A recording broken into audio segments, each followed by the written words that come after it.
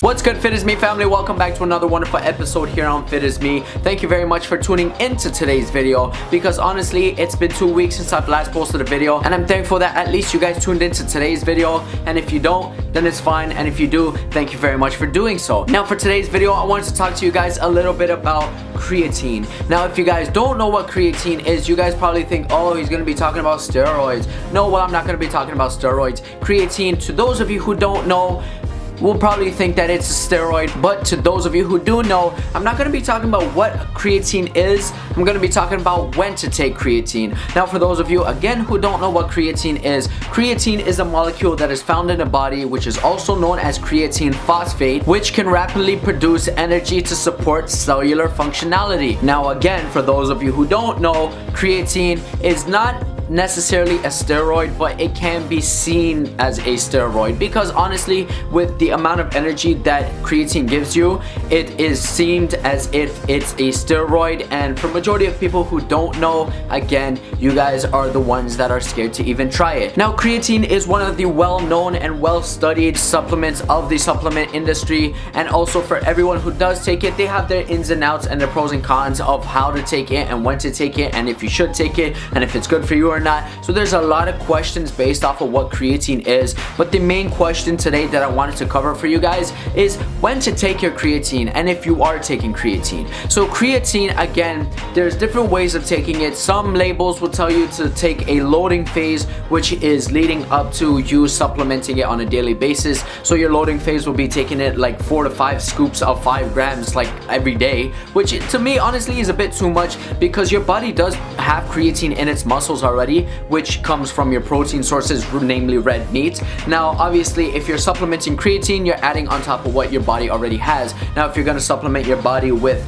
let's say, 10 to 15 grams a day, that's ridiculous compared to what you already have in your body. So let's say if your body already produces 2 grams of creatine, you add another 5 grams of creatine, that's a lot of creatine already. And if you're loading, let's say 4 to 5 hours, you're adding every 5 grams, I mean, that's a lot of creatine. That's not necessary, and I do understand that some research will say it's necessary, but to me, honestly, throw it out the window. So we're going to be looking at when to take creatine. There's different ways to take it at different times. We're looking at pre-workout or post-workout. Now pre-workout is one of the main times that a lot of people take their creatine, but again, there are information out in the world that says that you shouldn't take creatine with any sort of caffeine, because the caffeine can also eliminate the effects of creatine. So we're not going to be looking at utilizing creatine with caffeine, but at the same time, it is best if you do take it with pre-workout, just to get the creatine flowing within your muscles, getting it all dosed in your body and utilized well throughout your workout. Now there are others who say to take it post-workout with your protein shake and whatnot, because your body is looking to digest that protein intake right afterwards,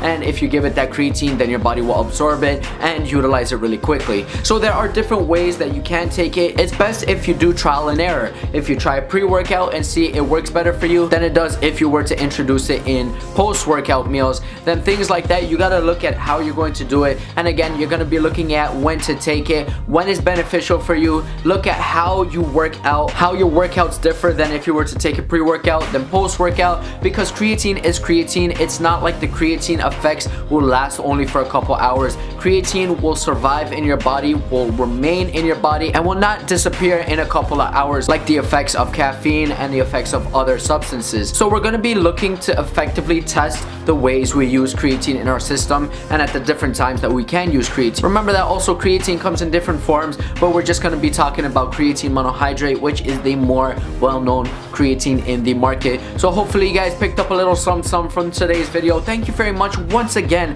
for tuning into today's video. I know that it's been a long while since I last posted a FITisME video, so hopefully these videos will come back more often, and I hopefully have more information for you guys to learn. So thank you very much once again for watching today's video. Once again, hit that subscribe button if you haven't already. Make sure you guys stay on top of the fitness action uploaded here on this channel. My name is Kaneshka, and this is FITisME.